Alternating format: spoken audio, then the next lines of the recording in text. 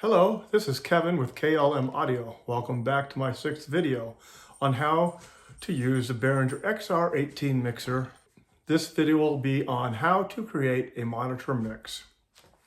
If you need help turning your system on or connecting your iPad to your mixer, please refer back to my first video.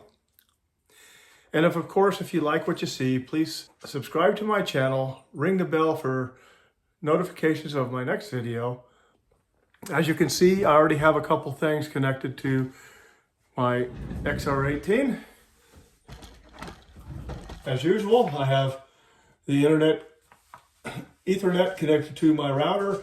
I've got two microphones in 9 and 10. I've got aux 1 going out to my monitor, and I've got my main left going out to my main speaker. I also have the left and right connected to my iPod.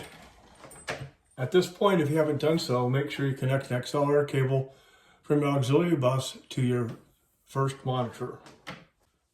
Normally, I would start with the gain on my speaker set to 0 dB. I have mine set lower because I am in the office, which is a very small place. You turn the power on to the speaker. I always turn my speakers on before I power up the mixer.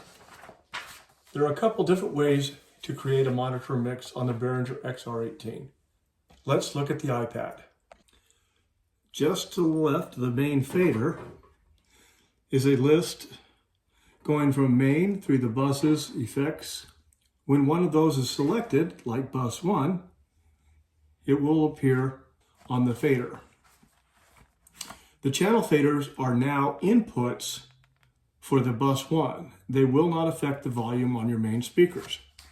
Adjust the faders to the mix that you would like on this bus. Let's say that you are a vocalist using bus 1 monitor floor wedge. Your microphone is connected to vocal channel 10.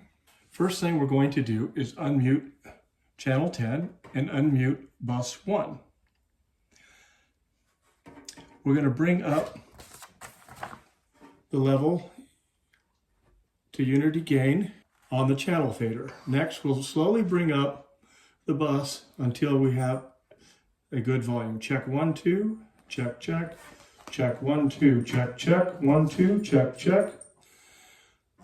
If we push the channel fader all the way up to the top, check 1, 2, check, check, check 1, 2, check, check. We should not get any feedback. Also, notice that bus 1 is all the way up. Check, check, 1, 2. So we're good. So we'll back both these down to unity gain. If we had heard any distortion or feedback, we may have to readjust the gain on channel 10. Now you can adjust the volume of the floor wedge to its desired volume. You can add other channels that the singer may want to hear. If, for example, they want to hear some guitar. So we would raise it up to a point that satisfies the singer. The second way to add a channel to your bus mix is first select the desired channel, then select sends, and here, as you can see, bus 1 is already up because we did that in the last section. But if we wanted to send the vocals to channel 2, channel 3, and number 5, we could do that. Here you can have the vocalist sing and ask each band member how much vocals they desire in their monitor. Because we have not added those buses to our channel strip, we have to view them by selecting the bus over here. Now we've got bus 2, and we can see so far the only thing we've added is vocals. Bus 3, same thing. Bus 5, same thing.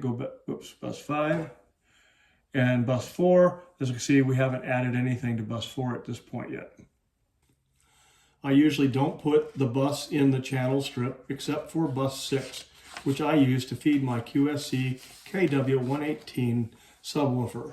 I only send the bass and the kick drum to my sub. That leaves the woofers in my QSC KW153 main speakers, like keyboards, baritone sax, etc. Also, turn your speaker off before you turn the mixer off, or you will get a popping sound, which is quite annoying.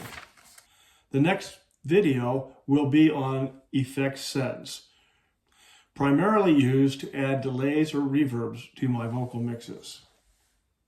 Again, if you enjoy this video, please subscribe to the channel and ring my bell to receive further notifications of my next video in the series for the Behringer XR18. Thanks, I'm Kevin with KLM Audio.